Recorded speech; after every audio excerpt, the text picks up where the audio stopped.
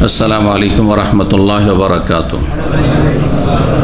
इन्नल हम्दुलिल्लाह नहमदुहु व नस्तईनुहु व नस्तगफिरुहु व नऊज़ु बिल्लाहि मिन शुरूरि अनफुसिना व मिन सय्यिआति अमालिना मन यहदिहिल्लाहु फला मुदिल्ल लहु व मन युद्लिल फला हादिय लहु व अशहदु अन ला इलाहा इल्लल्लाहु वहदहु ला शरीका लहु व अशहदु अन्न मुहम्मदन अब्दुहु व रसूलुहु सल्लल्लाहु तआला अलैहि व अला आलिहि व सहबिहि व सल्लम तस्लीमन कसीरा। अम्मा बाद फ़क़द क़ाल अल-मुअल्लिफ़ रहिमहुल्लाहु तआला व अन मुआज़ इब्न जबल रज़ियल्लाहु अन्हु क़ाल रसूलुल्लाह सल्लल्लाहु अलैहि वसल्लम मा अमिला इब्नु आदम अमलन अंजा लहु मिन अज़ाबिल्लाहि मिन ज़िक्रिल्लाह अख़रजहु इब्नु अबी शैबता व तबरानी बिइस्नादिन हसन। व अन अबी हुरैरा रज़ियल्लाहु अन्हु क़ाल क़ाल रसूलुल्लाह सल्लल्लाहु अलैहि वसल्लम मा जलस क़ौमुन मजलिसन यज़्कुरूनल्लाह फ़ीहि इल्ला हफ़्फ़तहुमुल मलाइकतु व गशियतहुमुर रहमतु व ज़करहुमुल्लाहु फ़ीमन इंदहु अख़रजहु मुस्लिम। सम्मानित दीनी भातृमंडली, अल्लाह रब्बुल आलमीনের প্রশংসা এবং প্রিয় নবী শেষ নবী মুহাম্মদুর রাসূলুল্লাহ সাল্লাল্লাহু আলাইহি সাল্লামের উপর সালাত ও সালামের পর আজ 9 রমজান 1443 হিজরি মোতাবেক 10 এপ্রিল 2022 আমাদের ধারাবাহিক আলোচনা বুলুগুল মারাম হাদিসের কিতাব থেকে বিষয়বস্তু হচ্ছে আল্লাহ রাব্বুল আলামিনের জিকির। আজকে দ্বিতীয় পর্ব আলোচনা করব কয়েকটি হাদিস এবং সেই হাদিসগুলির আলোকে জিকির সম্পর্কে সঠিক ধারণা যাতে আমরা সকলে পেতে পারি, আপনাদেরকে আমি দিতে পারি। রাসূলুল্লাহ সাল্লাল্লাহু আলাইহি সাল্লামের জিকির কেমন ছিল, কোরআনে কারিমে কোন জিকির করতে বলা হয়েছে এবং জিকিরের ব্যাখ্যা, বিশ্লেষণ, নিয়ম পদ্ধতি ইত্যাদি, ফজিলত, ফলাফল, ইহকাল পরকাল, এই সমস্ত কিছু আমরা জানতে পারবো। আল্লাহ রাব্বুল আলামিন যেন আমাদেরকে জাকিরিন, স্মরণকারীদের দলভুক্ত করেন, যারা সব সময় আল্লাহ রাব্বুল আলামিনের জিকিরে নিজেকে ব্যস্ত রাখতে পারে, আল্লাহ রাব্বুল আলামিন সব সময় স্মরণ করতে পারে। আল্লাহ রাব্বুল আলামিন যেন আমাদেরকে তাদের দলে শামিল করেন যারা আল্লাহ রাব্বুল আলামিনের কথা আলোচনা করে, আলোচনা শোনা পছন্দ করে, আলোচনাকে ভালোবাসে, যারা আল্লাহ রাব্বুল আলামিনের উপদেশ গ্রহণ করে আর আল্লাহ রাব্বুল আলামিনের উপদেশ মোতাবেক আমল করতে চেষ্টা করে। আল্লাহ তাদের দলে আমাদের শামিল করেন। জিকিরের বাংলায় 3টি অর্থ করেছিলাম। কে বলতে পারে? যে বলবে হাত তুলবে। ছোট বাচ্চা দিয়ে শুরু করি। স্মরণ করা, আলোচনা করা, উপদেশ। মাশাআল্লাহ, সুন্দর। যারা এই 3টি বাংলা অনুবাদ মনে রাখবে তারা জিকিরের সঠিক অর্থ বুঝতে পারবে, তাদেরকে বিদাতি জিকিরকারীরা কানাকে হাইকোর্ট দেখাতে পারবে না। জি, জিকির সম্পর্কে আরেকটি কথা বলেছিলাম। জিকিরের 3টি স্তর রয়েছে, 3টি স্তর রয়েছে, একটি আরেকটির চাইতে ওপরে। এই 3টি স্তর সম্পর্কে কে বলতে পারে? শেষখানে এই বিষয়টি আলোচনা করে আমরা থেমেছিলাম। কারো মনে আছে? মাশাআল্লাহ, মনে আছে। এদিকে না, যেটা ওপর থেকে না নিচে থেকে শুরু করছেন, একদিক থেকে শুরু করতে হবে, এলো পাথাড়ি নয়, ওইভাবে না। হয় ওপর থেকে নিচে নামেন, যেমন সিঁড়িতে নামছেন, আর না হয় নিচে থেকে ওপরে উঠেন, মাঝখান থেকে নয়। জিকিরের স্তর কয়টি? 3টি।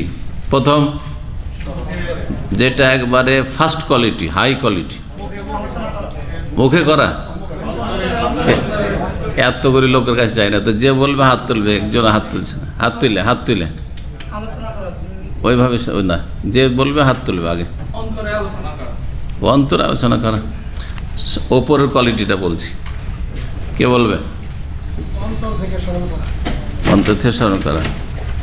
সব ফেল, সবগুলি ফেল। তাহলে আবার একটা রিভাইজ দিই। জিকিরের 3টা কোয়ালিটি আছে, বোঝা গেছে? সবচাইতে উন্নত মানের আল্লাহর জিকির হচ্ছে অন্তরে স্মরণ করার সাথে সাথে, অন্তরে জিকিরের সাথে মুখে উচ্চারণ করা।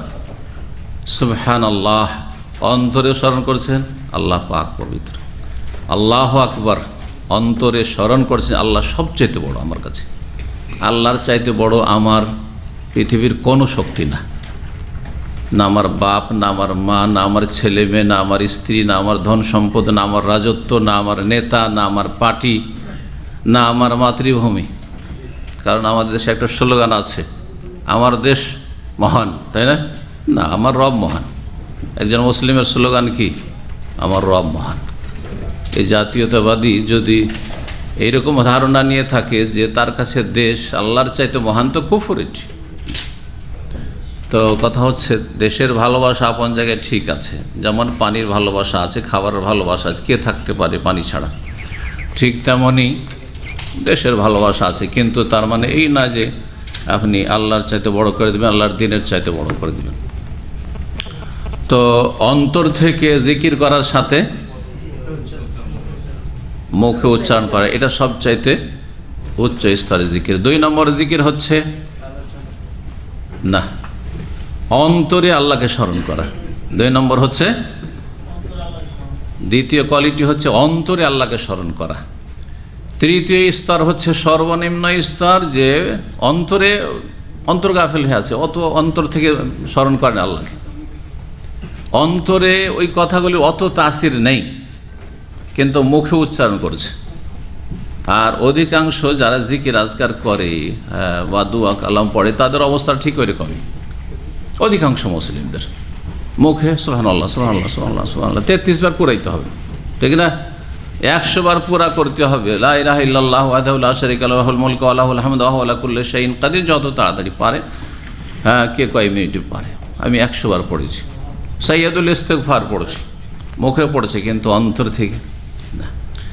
তাহলে সাইয়্যিদুল ইস্তিগফার পড়ার 3টা করে, একটা হচ্ছে অন্তর থেকে পড়ছেন, আল্লাহুম্মা আনতা রাব্বি, জবানেও পড়ছেন, অন্তর থেকে বেরোচ্ছে, যে কথা জবান দিয়ে প্রকাশ পাচ্ছে। এটা হচ্ছে ফার্স্ট কোয়ালিটি। সেকেন্ড কোয়ালিটি হচ্ছে অন্তর থেকে আল্লাহকে স্মরণ করা। অন্তরে সবসময় আল্লাহকে স্মরণ রাখেন, যদিও মুখে বিভিন্ন কারণে হয়তো জিকির আজকার কম হয় জবান দ্বারা, কিন্তু অন্তরে সবসময় আল্লাহকে স্মরণ রেখেছেন। সুতরাং আপনার দ্বারা পাপ হবে না, আপনার দ্বারা অন্যায় হবে না, আপনি সবসময় ভালো মানুষ হয়ে থাকার চেষ্টা করবেন। আসল উদ্দেশ্য জিকির না যে মন্ত্র পাঠ করা, জীবনকে সংশোধন করা। তৃতীয় যেটা সর্বনিম্ন স্তর, সেটা হচ্ছে মুখে জিকির আজকার করা। মুখে জিকির আজকার, যে গাফেল হয়ে আছে, অন্তর অত জিকির করে না, মুখে জিকির করতে পারে না, করবে, ট্রেনিং করে এগিয়ে যাওয়ার চেষ্টা করো। ওর আগে অনেক এগিয়ে চলে গেছে আল্লাহর দিকে, সে এগিয়ে যাওয়ার চেষ্টা করুক, এর নিচে নামবে না। অর্থাৎ অন্তরও আল্লাহকে স্মরণ করে না, জবানেও স্মরণ করে না, গাফিল একেবারে না। গাফিলদের জন্য জাহান্নাম। আল্লাহ রাব্বুল কোরআনে কারীমে যারা উদাসীন, গাফিল মানে কি? যারা উদাসীন, একেবারে ভ্রুক্ষেপ নেই, কোনো ভ্রুক্ষেপ নেই আল্লাহ বলে পরকাল বলে, তাদের জন্য জাহান্নাম। জি, ইন্নাল্লাযীনা লা ইয়ারজুনা লিকাআনা ওয়া রাযু বিল হায়াতিদ দুনিয়া ওয়া তামান্নু বিহা ওয়াল্লাযীনা হুম আন আয়াতিনা গাফিলুন উলাইকা মাওয়াহুমুন নার। তাদের জন্য জাহান্নামের বাসস্থান, গাফিলদের জন্য। জি, আর যে আল্লাহকে স্মরণ করে, সবচেয়ে ভালো স্মরণ হচ্ছে অন্তর থেকে স্মরণ করার সাথে সাথে জবান, অঙ্গ প্রত্যঙ্গ দিয়ে স্মরণ করা। আল্লাহ যেন তৌফিক দান করেন। তো একটি হাদিসের ব্যাখ্যা করি এখন, দ্বিতীয় হাদিস। শুধু গতকালকে একটি হাদিসের ব্যাখ্যাই করেছিলাম। মুআয ইবনে জাবাল রাদিয়াল্লাহু তাআলা আনহু থেকে বর্ণিত হাদিস নম্বর 1345 বুলুগুল মারামে, হাফেজ ইবনে হাজার রহমতুল্লাহ আলাইহির সংকলন। তিনি বলছেন, কালা রাসূলুল্লাহ সাল্লাল্লাহু আলাইহি রাসূলুল্লাহ বলেছেন, মা আমেলা ইবনু আদম আমালান, আদম সন্তান এমন কোনো আমল করে না, আনজালাহু মিন আযাবিল্লাহ, যেই আমলটি তাকে সবচাইতে বেশি আল্লাহর আযাব থেকে মুক্তি দিতে পারে, পরিত্রাণ দিতে পারে, নাজাত দিতে পারে, মিন যিকরিল্লাহ, আল্লাহ জিকিরের চাইতে বেশি ভালো। অর্থাৎ আল্লাহ রাব্বুল আলামিন আযাব থেকে মুক্তি লাভের সবচাইতে উত্তম উপায় বা মাধ্যম হচ্ছে কি? আল্লাহর জিকির। আল্লাহর আযাব থেকে রেহাই পাওয়ার সবচাইতে উত্তম উপায় হচ্ছে কি? আল্লাহর জিকির। কেউ আল্লাহর জিকির করে আল্লাহর আযাব থেকে, জাহান্নাম থেকে বাঁচতে চায়, দুনিয়ায় আল্লাহর গজব থেকে বাঁচতে চায়, কেউ দান খায়রাত করে বাঁচতে চায়, ধরে টাকা পয়সা খরচ করে, মসজিদ মাদ্রাসা করে, গরিব মিসকিনকে দিয়ে জনকল্যাণমূলক কাজ করে, হ্যাঁ, কেউ সিয়াম পালন করে রোজা রেখে, নফলের কথা বলছি, ফরজের কথা বলছি, ফরজ তো সবগুলি করতে হবে, ফরজ যখন যেটা ফরজ ফরজ করে যেতে হবে। আলোচনা চলছে নফল জিকির আজকার সম্পর্কে, কথা বোঝা গেছে। আর নফল রোজা, নফল সাদকা, জাকাত তো দিতেই হবে। জাকাতের চাইতে গুরুত্বপূর্ণ নফল জিকির নয়, আশা করি বুঝতে পারছেন। সিয়াম রোজার চাইতে গুরুত্বপূর্ণ, ফরজ রোজা রমজানে তার চাইতে গুরুত্বপূর্ণ জিকির নয়। হ্যাঁ, হজ ফরজ হয়ে আছে, হজ ফরজ হজের চাইতে বেশি গুরুত্বপূর্ণ জিকির নয়, বরং সমস্ত ইবাদত বন্দেগীর উদ্দেশ্য হচ্ছে আল্লাহর জিকির। আল্লাহর স্মরণই তো রোজা রাখছেন, আল্লাহকে স্মরণ আছে বলেই তো, গাফিল না, আপনি উদাসীন না। সমস্ত ইবাদত বন্দেগী তো মানুষ আল্লাহর জিকিরের ভিত্তিতে করছে, আল্লাহকে স্মরণ আছে বলেই তো হজের ডাক হয়েছে আল্লাহর পক্ষে, ফরজ হয়েছে, দৌড় দিতে হবে হজে, এবারই যেতে হবে আমাকে, বোঝা গেছে না। যে কোনো ভালো কাজে যেমনই ডাক দেওয়া হচ্ছে হাইয়া আলাস সালাহ হাইয়া আল ফালাহ, কেন ছুটে আসছেন? আল্লাহকে স্মরণ আছে বলে, না হলে বেনামাজিতে বসে আছে ঘরে, ঘুমিয়ে গেল গিয়ে দোকানপাট বন্ধ করে ভিতরে ঢুকে গেল, সে গাফেল, তার জন্য জাহান্নাম, আপনার জন্য জান্নাত, কারণ আল্লাহকে বলে স্মরণ আছে আপনার। তো সমস্ত ইবাদত বন্দেগীর মূল হচ্ছে জিকির। সূক্ষ্মভাবে এই জিকিরের বিষয়টি বোঝার চেষ্টা করবে, আল্লাহ যেন তৌফিক দান করে। আল্লাহর আযাব থেকে রক্ষা পাওয়ার সবচাইতে ভালো মাধ্যম হচ্ছে কি? আল্লাহর জিকির। এই হচ্ছে হাদিস। ইমাম ইবনে আবি শাইবা হাদিসটিকে বর্ণনা করেছেন তার কিতাব মুসান্নাফ আল মুসান্নাফ, মুসান্নাফ ইবনে আবি শাইবাতে। ইমাম তাবরানি বর্ণনা করেছেন হাদিসটি, তার 3টি হাদিসের কিতাব রয়েছে, আল মোজামুল কবির, আল মোজামুল আওসাত, আল মোজামুস সাবির। তিনি বর্ণনা করেছেন হাদিস বেসনাদিন হাসান, হাদিসের সনদটি হচ্ছে সুন্দর, হাসান মানে গ্রহণযোগ্য, যে সহি এবং হাসান এই দুটো হাদিস হচ্ছে গ্রহণযোগ্য, আর বাকি যতগুলি জয়ীফ জাল আছে সব পরিত্যক্ত। এই জন্য হাদিসের ক্ষেত্রে সহি না জয়ীফ অবশ্যই জানতে হবে, যে জানেন না শুধু হাদিস শরীফে আছে, হাদিস শরীফ আছে, এগুলো দেশীয় ধর্ম, এগুলো রাসূলুল্লাহ সাল্লাল্লাহু আলাইহি ওয়াসাল্লামের দিন ছেড়ে যাওয়ার দিন নয়, বোঝা গেছে না। কারণ হাদিসের সুরক্ষা মুহাদ্দিসিন যারা হাদিসের পণ্ডিত, তাদের মাধ্যমে, তাদের খেদমতে কোনটা সহি সনদে সূত্রে প্রমাণিত, কোনটা সহি সনদে প্রমাণিত নয়, এইভাবে আল্লাহ হেফাজত করেছেন। সুতরাং মুহাদ্দিসিনদের এই হাদিসগুলি সম্পর্কে তারা কি বলেছেন এটা জানা থাকতে হবে। আপনি হাদিসের যদি পণ্ডিত না হন, তো যারা হাদিসের পণ্ডিত তাদের মাধ্যমে জেনে নিতে হবে যে এই হাদিসটা সহি কিনা। পক্ষান্তরে কোরআন কারীমের আল্লাহ রাব্বুল আলামিন নিজে স্পেশাল হেফাজতের দায়িত্ব নিয়েছেন, ওইটা মুফাসসিরদের জন্য ছেড়ে দেননি, ওটা মুহাদ্দিস আর ইমামের জন্য ছেড়ে দেননি, কারণ আল্লাহ রাব্বুল আলামিন কোরআনের দায়িত্ব নিয়েছেন। কোরআনকে কেউ বদলাতে পারবে না, জি, গতকালকে বলেছি। তো এই ছিল হাদিস। জি, দ্বিতীয় হাদিস 1346 নম্বর হাদিস, আবু হুরায়রা রাদিয়াল্লাহু তাআলা আনহু থেকে বর্ণিত, তিনি বলেন কালা রাসূলুল্লাহ সাল্লাল্লাহু আলাইহি ওয়াসাল্লাম বলেছেন মা জালাসা কওমুন মাজলিসান।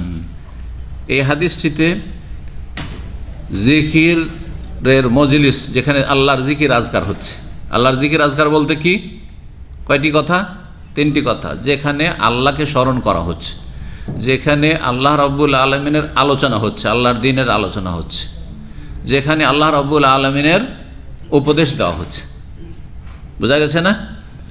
এই জিকিরের মজলিসের ফজিলত, আপনারা জিকিরের মজলিসে বসে আছেন, এর ফজিলত জেনে নিন। যে কোনো জায়গায় আল্লাহকে স্মরণ করছেন, সেটা জিকির, এমন জিকির যেটা দিয়ে আমিও উপকৃত হচ্ছি, আপনারা উপকৃত হচ্ছেন, এটা জিকিরের মতো আদি, যেটা দ্বারা সবাই লাভবান হচ্ছে, একজন আরেকজনকে লাভবান করছে, উপকৃত করছে। আর একটা জিকির হচ্ছে জিকিরের লাজিম, মানে শুধু সেটার উপকারিতা যেই ব্যক্তি জিকির করছে তার সাথে সীমিত। যেমন মসজিদে বেশ কিছু লোক এখন বসে আছে, অনেকে মসজিদে বসে আছে, কিন্তু তাই না, মসজিদে বসে কেউ কোরআন তেলাওয়াত করছে, মসজিদে বসে কেউ জিকির আজকার তসবিহ তাহলিল করছে, মাগরিব পর্যন্ত দোয়া করছে, আর যখন ইফতারি সময় হবে, ইফতার তার কাছে রাখা আছে, ইফতার করে নেবে হয়তো, বুঝছেন না, বা ইফতারির সময় হলে তখন বাসায় চলে গেল। দুটোই কিন্তু জিকির, এটাও জিকির, আর যারা মসজিদে বসে বিভিন্ন রকম জিকির আজকার করছে সেটাও জিকির। গতকালকে বলেছে কোনটা বেশি লাভজনক? যেটাতে নিজেও লাভ হচ্ছে আর অন্যকে আমি কিছু লাভ করিয়ে দিতে পারছি, এটার বেশি ফজিলত। 2 রকমেরই জিকিরের মজলিসের ফজিলত। এই মজলিসেরও ফজিলত, আর আপনি মসজিদে বসে আছেন, কোরআন তেলাওয়াত করছেন, জিকির আজকার করছেন, তসবিহ তাহলিল করছেন, বসে আছেন, যেমন ফজর পর বসে গেছে, সূর্য উঠবে, তারপরে আমি এশা করে যাব, এই যে জিকির আজকার করছে ওইটারও ফজিলত আর এটারও ফজিলত, দুটোরই ফজিলত শোনেন। বলছেন মা জালাসা কাওমন, কোন জাতি কোন সম্প্রদায় যদি কোনো মজলিসে বসে, মাজলিসান, মজলিস আমরা বলি আরবিতে মাজলিস, আরবি শব্দ কিন্তু, ইয়াজকুরুন আল্লাহ ফিহি, যাতে আল্লাহ রাব্বুল আলামিনের তারা জিকির আজকার করে, আল্লাহকে স্মরণ করে।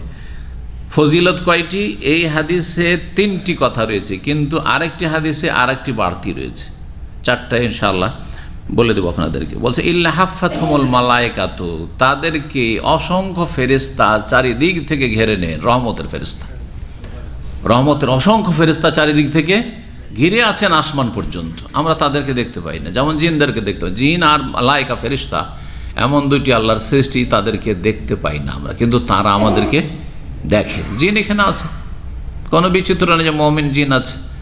যত রকমের ফিরকা দল উপদল মানব জাতির মধ্যে আছে তার চাইতে কম নেই জিনদের মধ্যে, ওদের মধ্যে সব তরিকত আছে, সুন্নত আছে আর বেদাত আছে, সুন্নতের অনুসারীও আছে, সহি আকীদারও আছে, আর আবার শিরক বেদাতকারী মাজার পূজারী জিনও আছে, ইহুদি নাসারা আর হিন্দু সব রকমের জিন আছে। যখন জিন কারো শরীর নামে তখন বুঝতে পারেন অনেক সময় কাফের জিন থাকে, অনেক সময় ভালো মুমিন জিন থাকে, ধার্মিক থাকে, অনেক সময় নামাজি, নামাজ না পড়লে ওই যাকে জিন ধরেছে তাকে পেরেশান করে, হ্যাঁ, আর অনেক সময় নামাজ পড়লে পেরেশান করে, ওতে বোঝা যায় যে জিনটা ভালো না খারাপ। তো জিন এবং মালায়েকাকে দেখতে পায় না, অসংখ্য ফেরেশতা ঘেরে আছে। ফেরেশতা ঘেরে রাখা মানে আল্লাহর রহমত সেখানে বর্ষিত হচ্ছে। ফেরেশতা এমনিতে নামে না, ফেরেশতা কি নিয়ে নামে? রহমত বরকত নিয়ে নামে। এই জন্য কদর রাত সম্পর্কে তানাজ্জালুল মালায়েকাতু, অসংখ্য ফেরেশতা নেমে আসেন, ওয়ার রূহ, এমনকি জিবরাইল আলাইহিস সালাম নেমে আসেন। তো এইটার যদি আপনি তাফসীর না বুঝেন তো ফেরেশতা নেমে আসেন আর জিবরাইল নেমে আসেন, তো কি পেলাম? ওনারা নেমে আসেন, ওনাদের কাজ করেন, আমরা আমাদের কাজ করি। হ্যাঁ, রহমত আর বরকত আল্লাহর পক্ষ থেকে নিয়ে নেমে আসেন, এটা হচ্ছে উদ্দেশ্য। চারিদিক থেকে ফেরেশতা ঘিরে থাকে। ওয়া গাশিয়াতুহুমুর রাহমা, আর দ্বিতীয় ফজিলত হচ্ছে মজলিসের, জিকিরের মজলিসে যে রহমত তাদেরকে চারিদিক থেকে ঢেকে রাখে, আল্লাহর রহমতে ঢাকা। জি, এই মজলিসে কেউ যদি মারা যায় যা জান্নাতে ইনশাআল্লাহ। কেউ আল্লাহকে স্মরণ করতে করে মসজিদে কোরআন তেলাওয়াত করছে, বা যে কোনো জায়গায় বাসাতে কোরআন তেলাওয়াত করছে, জিকির আজকার করছে, সন্ধ্যা পর্যন্ত আমি জিকির আজকার করছি, ওই অবস্থায় মারা যায় জান্নাতি, কারণ তাকে আল্লাহর রহমত ঢেকে আছে, ফেরেশতা ঘিরে আছে। দুটো হইল ফজিলত। 3 নম্বর, ওয়াজাকারাহুমুল্লাহু ফি মান ইনদাহু, আল্লাহ তাদের কথা আলোচনা করেন ওই সমস্ত মালায়েকাদের সামনে যেসব মালায়েকারা ইনদাহু তার আশেপাশে আছেন, অর্থাৎ আল্লাহর আরশের চারপাশে যে অসংখ্য মুকাররাবিন ফেরেশতা, অর্থাৎ আল্লাহর সান্নিধ্য প্রাপ্ত ফেরেশতারা আছেন, তাদের সামনে আলোচনা করেন। যেমন আমি আপনাদের সামনে আলোচনা করছি, যেমন এইরকম কেউ বসে আছে, ধরেন কিছু লোক আছে একে অপরের সাথে আলোচনা করছে, আল্লাহ রাব্বুল তার আরশ আজিম থেকে, আল্লাহ যেন সুন্দর উদাহরণ, এই না যে সেম সেম কারোর সাথে উদাহরণ, আল্লাহ রাব্বুল আলামিনের আরশের চারিদিকে অসংখ্য মালায়েকা রয়েছেন, যার সবচেয়ে কাছের মালায়েকা, সবচেয়ে শ্রেষ্ঠ মালায়েকা ফেরেশতা, তাদের সামনে আপনার মতো আমার মতো নগণ্যের আলোচনা হয়। যে অসহায় দুর্বল গরিব মানুষ, হয়তো অসুস্থ মানুষ, অচল মানুষ, এখানে আপনাকে কেউ পুছে না, আপনাকে কেউ আপনার কথা জিজ্ঞেস করে না, সুখ দুঃখের কথা জিজ্ঞাসা করে না, সেখানে আপনার আলোচনা চলছে, আল্লাহ রাব্বুল আলামিন আপনার কথা আলোচনা করছেন। বলে আলহামদুলিল্লাহ, আল্লাহ যেন জিকিরকারীদের দলে শামিল হওয়ার তৌফিক দান করেন, সুন্নতি তরিকায় বেদাতি তরিকায় নয়, সতর্ক সাবধান। কিন্তু 4 নম্বর ফজিলত কি কারো জানা আছে জিকিরের মজলিসের? 3টা হইল এই হাদিসে, কে বলতে পারে? এটাও সহিহ মুসলিম আছে, এটাও সহিহ মুসলিমে, কিন্তু এটা সংক্ষেপ করে দিয়েছেন লেখক, বা এই হাদিসটি সংক্ষেপে এসেছে। ওয়া নাযালাত আলাইহিমুস সাকিনাতু, আল্লাহর পক্ষ থেকে ওই মজলিসে, ওই জায়গায় প্রশান্তি নেমে আসে। শান্তি, মানুষ সুকুন চায়, শান্তি চায়। আজকাল পয়সার অভাব নেই, বরং যার কাছে যত বেশি পয়সা আর যে যত বড় ক্ষমতার মালিক, যে যত বড় দেশের মালিক, যত বড় যে কোনো রকমের ক্ষমতা রাখে, তার তত বেশি টেনশন, দুশ্চিন্তা, অশান্তির শেষে নেই। গরিব ডাল ভাত খেয়ে, শুকনো রুটি খেয়ে, আর আল্লাহর একটা সাধারণ বিছানাতে ঘুমিয়ে যাচ্ছেন, কোনো রকমের টেনশনের চিন্তা নেই। কে দুশ্মন হবে আপনার? কারো সাথে টাকা পয়সার লেনদেন নেই, কারো এক পয়সা মেরেও খাননি, আর আর আপনি কাউকে কারো ক্ষতিও করতে যাননি, কে আপনার দুশ্মন আছে, তাই না? রাস্তাঘাটে নির্দ্বিধায় চলছে। কিন্তু অন্যরা যাদের অনেক পয়সা আছে, আপনার কাছে কেউ পাবেন, আপনি কারো কাছে পাবেন, টেনশন নেই। কিন্তু যাদের অনেক পয়সা চারিদিকে দুনিয়ায় ছড়িয়ে দিয়েছে, আর সুইস ব্যাংক থেকে শুরু করে গোটা দুনিয়াতে ছড়িয়ে ছিটিয়ে আছে, এই পয়সা যে কোনোদিন ঘুরে আসবে কি আসবে না, তার ছেলেমেয়েরা ভবিষ্যৎ পর্যন্ত ভোগ করতে পাবে কি পাবে, এই টেনশন নিয়েই তো মরছে, টেনশন নিয়ে মরছে, পয়সা নিয়েও পেরেশান। আলহামদুলিল্লাহ, বলেন আলহামদুলিল্লাহ, আল্লাহ সুস্থ রেখেছেন, ভালো রেখেছেন, মনে শান্তি আছে। এই শান্তিটা সবচেয়ে বড় জিনিস। মানুষ কি চায়? শান্তি চায়, শান্তিতে জীবনযাপন করতে চায়। এই 4টি ফজিলত। তো এ হাদিসে ফজিলত জানলাম কিসের? মজলিসে জিকিরের মজলিসের। আর আগের হাদিসিতে জানলাম যে জিকির আল্লাহর আযাব থেকে নাজাত দেওয়ার সবচেয়ে বড় মাধ্যম, জিকিরের ফজিলত জানলাম। আর একটি হাদিস, যারা জিকির আজকার করে না, আধা ঘন্টা 1 ঘন্টা বসে থাকলো, আল্লাহর নাম পর্যন্ত আসলো না। একজন মুসলিম 2-4টা কথা বললে আল্লাহর নাম আসবে। যদি ভবিষ্যতে কোনো কিছু করবো, ইনশাআল্লাহ, এলো না যে আল্লাহর জিকির না, ইনশাআল্লাহ আল্লাহর জিকির। যদি একটা খুশির খবর, একটা ভালো জিনিস দেখেন, মাশাআল্লাহ, দেখেন মাশাআল্লাহ, তাই না? কেউ আসলো, সালাম আলাইকুম, ওয়ালাইকুম আসসালাম, এটাও জিকির।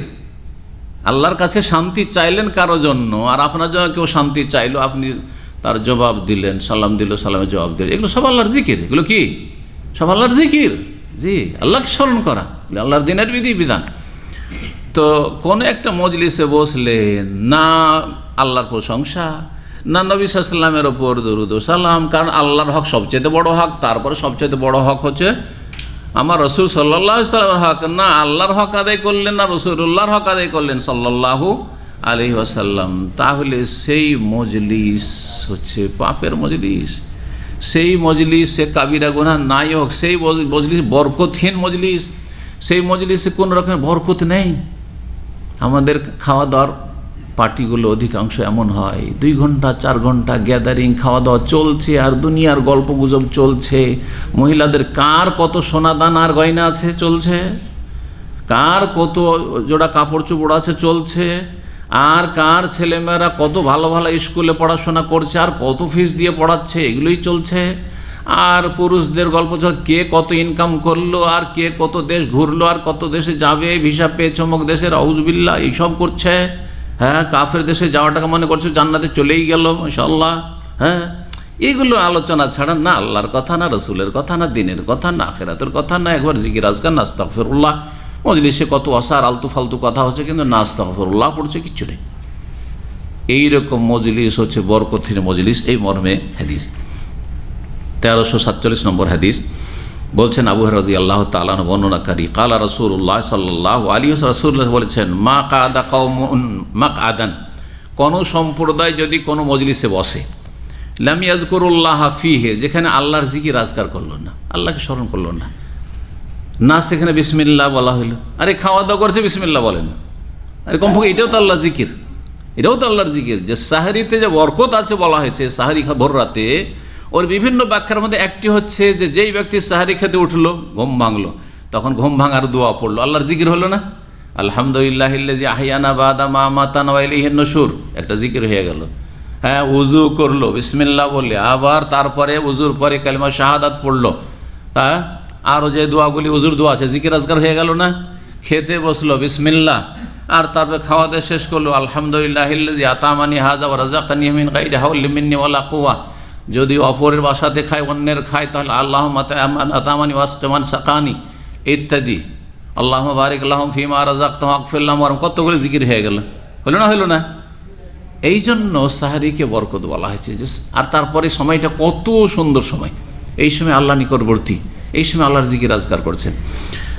তো যে কোনো মজলিসে কেউ যদি বসে, আল্লাহ ইয়াযকুরুল্লাহ, সেখানে আল্লাহর জিকির আজকারই করে, আল্লাহর নাম পর্যন্ত এলো না, আল্লাহর নাম পর্যন্ত এলো না। নাম আসলেও কোনো আল্লাহর জিকির আজকার নেই, কথা প্রসঙ্গে আসলেও কোনো দিনই কথা নয়, খালি দুনিয়ার কথা। ওয়ালাম ইউসাল্লু আলান নবী সাল্লাল্লাহু আলাইহি, আর নবী সাল্লাল্লাহু আলাইহি সাল্লাতু সালামও পেশ করলেন, দরুদ ও সালাম পেশ করলেন না। নবীর নাম আসছে, দেশি তরিকা, নবীজি বলেছেন, এগুলোই শিক্ষা ছিল আগের শিক্ষা। এখন তো আলহামদুলিল্লাহ কারেকশন হচ্ছে, নবীরা আসলে বলতে শিখছেন, এখন প্রবাসে এসে অনেকটা শিখে গিয়ে আপনারা দেশবাসীকে শিখাচ্ছেন নবী সাল্লাল্লাহু আলাইহি ওয়াসাল্লাম বা রাসূলুল্লাহ সাল্লাল্লাহু আলাইহি ওয়াসাল্লাম শিখছেন, কিন্তু দেশে কি ওয়াইজ বক্তাদের আমার নবীজি বলেছেন, হ্যাঁ হুজুরে পাক বলেছেন। কোথায় সাল্লাল্লাহু আলাইহি ওয়াসাল্লাম? হুজুরে পাক বললেন আর আপনি নবীজি বললেন, নবীর কি হক আদায় করলেন আপনি? কিন্তু সাল্লাল্লাহু আলাইহি ওয়াসাল্লাম তার উপর আল্লাহর রহমত এবং শান্তি, দুটো দোয়া করে, রহমত আর শান্তি। আর কি চায় মানুষ? আমার উপর যদি রহমত আর শান্তি হয় তো আমার কে কি ক্ষতি করতে পারবে? আপনাদের যদি আল্লাহর রহমত আর শান্তি হয়, আল্লাহর পক্ষ থেকে শান্তি, আল্লাহর পক্ষ থেকে রহমত, সারা দুনিয়া একদিকে হলে কিছু করতে পারবে না। এই দোয়া নবী সাল্লাল্লাহু আলাইহি ওয়াসাল্লামের জন্য ছোট্ট একটি দোয়া, এটা হক নবীর। সর্বনিম্ন এই হকটি আদায় করেন। সবচেয়ে বড় হক আদায় হচ্ছে নবীর পথের পথিক হওয়া, নবীর তরিকায় জীবন গড়া, নবীর তরিকায় ছেলে মেয়েদের মানুষ করা, জি নবীর উম্মত তৈরি হওয়া, নবীর উম্মত তৈরি করা, এগুলো হচ্ছে বড় হক। নবী সাল্লাল্লাহু আলাইহি ওয়াসাল্লামের আগে না বাড়া, বেদাত না করা, শিরক না করা, মন গড়া ধর্ম পালন না করা, নবী সাল্লাল্লাহু আলাইহি ওয়াসাল্লামের পেছনে পেছনে থাকা, বিরোধিতা না করা। না নাস্তিকদের মতো হবেন, না বেদাতিদের মতো হবেন। যে নাস্তিকরা নবীর বিরোধিতা করেছে আর বেদাতিরা নবীর আগে বেড়ে গেছে, বেশি পণ্ডিতি দেখেছে, আমরা আরও ধর্মকর্ম একটু বেশি ভালো করে করবো। কথা বুঝছেন না? জি, দুটোই কিন্তু বেয়াদবি, জি দুটোই বেয়াদবি। এই জন্য বেদিনীয় আর বদ্দিনী, বদ্দিন হচ্ছে যারা বেদাতি ধর্মকর্ম করে, আর বেদিন হচ্ছে যারা বিধিহীন, ইসলাম থেকে দূরে রয়েছে, অথচ জন্মসূত্রে তারা ইসলাম পেয়েছিল। এই দুই ফিতনা থেকে এবং দুই গুমরাহ পথভ্রষ্ট দল থেকে বেঁচে থাকবেন এবং নিজের ছেলে মেয়েদেরকে বাঁচিয়ে রাখবেন। আপনার ছেলেমেয়েরা না বেদিনদের দলে, নাস্তিকদের দলে সামিল হবে, হ্যাঁ, আর না বেদাতিদের দলে সামিল হবে, নবী সাল্লাল্লাহু আলাইহি ওয়াসাল্লামের দলে সামিল হবে, সাহাবায়ে কেরামদের দলে সামিল হবে। আল্লাহ যেন তৌফিক দান করেন। তো এই ছিল হাদিস, যে কোনো মজলিসে বসলো, আল্লাহর স্মরণও করলো না আর নবী সাল্লাল্লাহু আলাইহি ওয়াসাল্লামের ওপর সালাতু সালাম পেশ করলো না, ইল্লা কানা আলাইহিম হাসরাতান ইয়াউমাল কিয়ামাত, তাহলে কিয়ামতের দিনে তার বড় আক্ষেপ হবে, বড় আক্ষেপ হবে যখন দেখবে আমলনামাতে শূন্য হয়ে আছে, শূন্য হয়ে আছে, অথচ তার বেটার চান্স ছিল। পাশাপাশি অনেক লোক আছে যারা অনেক এগিয়ে চলে গেছে, একই সাথে, একই মহল্লা, একই গ্রামে, একই ভাই বোন, একই বাড়িতে বাস করেছে, কিন্তু একজন মাশাআল্লাহ যে কোনো মজলিসে বসলে আল্লাহর নাম, রাসূলের কথা আসলে দুরুদ, তারপরে ইসলাম চর্চা করেছে, আল্লাহর জিকির আজকার করেছে, যে কোনো জায়গায় ভালো কথা বলেছে, মানুষের মাঝে যখনই গেছে একটা কিছু ভালো বলার চেষ্টা করেছে। আর একজন একই মায়ের পেটের ভাই বোন, কিন্তু ও দিনের কাছে ছিল না, ও না আল্লাহর জিকির আজকার করেছে, না নবীর হক আদায় করেছে। কিয়ামতের দিন আক্ষেপ করবে যে হায়রে আমার ভাই কোথায় চলে গেল, আমার বোনেরা, অন্যরা, আমার গ্রামবাসী কোথায় এগিয়ে জান্নাতে চলে গেল, আমি জাহান্নামে পড়ে থেকে গেলাম। আল্লাহু আকবার। কিয়ামতের দিন আক্ষেপ হবে, হিসাবের মাঠে সেখানে আক্ষেপ হবে, জাহান্নামে যাবে সেখানেও আক্ষেপ হবে, আক্ষেপ আর আক্ষেপ। ইল্লা কান আলী হাসরাতান ইয়াউমুল কিয়ামতের দিন বড় আফসোস হবে যে এই সুযোগগুলো আমরাও পেয়েছিলাম কিন্তু সুযোগকে কাজে লাগাইনি। এমন যেন আক্ষেপ না করতে হয়। আল্লাহ রাব্বুল আলামিন যেন আমাদেরকে এখনই সংশোধনের তৌফিক দান করেন। হাদিস ইমাম তিরমিজি বর্ণনা করেছেন এবং হাদিসটি হচ্ছে হাসান, হাদিসটি হচ্ছে হাসান। আজ এই হাদিসটি মজলিস জিকিরের 4টি ফজিলত বললাম, সেটি সহিহ মুসলিমের বলেছি। এই ছিল 3টি হাদিস। জি হ্যাঁ, এই হাদিসগুলি থেকে যে বিষয়গুলি আমরা জানতে পারলাম, তো আশা করি প্রায় জিনিসগুলি আমি আলোচনা করেছি। তার মধ্যে সর্বশেষ যে বিষয়টি সেটা হচ্ছে যে কোনো মজলিসে বসবেন যথাসাধ্য ভালো কথা বলার চেষ্টা করবেন, যথাসাধ্য ভালো কথা বলার চেষ্টা করবেন। একটা ভালো কথা, যদি দুনিয়ার কথা, সবাই দুনিয়ার কথা আলোচনা করেছে, আপনি একটু হ্যাঁ জোরে করে বলেন। আমাদের দেশে মানুষরা যখন হাঁচি পড়ে যদি বলেও আলহামদুলিল্লাহ আস্তে করে, এতে ভালো কথার প্রচার প্রসার হলো না। মনে মনে আলহামদুলিল্লাহ বললেন আপনি, মনে মনে ইয়ারহামুকাল্লাহ, এই কেমন কথা হইল? বরং যখনই হাঁচি পড়লো আলহামদুলিল্লাহ, ওরা দুনিয়ার গল্প করছে, আপনি আলহামদুলিল্লাহ বললেন, আপনার জিকির হইল। দেখা দেখি যদি ওদের ইসলাম সম্পর্কে জ্ঞান থাকে বলবে ইয়ারহামুকাল্লাহ, আর জোরে না বলে তো বলেন যে আপনারা বলেন ইয়ারহামুকাল্লাহ বলেন। এই যে একটা কথা বললেন যে আমি আলহামদুলিল্লাহ বললাম, ভাই আপনার ইয়ারহামুকাল্লাহ তো বলবেন। আজে বাজে কথা বলছে, দুনিয়ার গল্প করছে ওরা। হারাম কথা হলে ওই মজলিসে বসাই জায়েজ নয়, কিন্তু জায়েজ কথা ধরেন, ঘর সংসারের কথাই শুধু আলোচনা চলছে, তার মধ্যেও ভালো কথা আপনি ঢুকাবার চেষ্টা করবেন। আল্লাহ যেন তৌফিক দান করেন।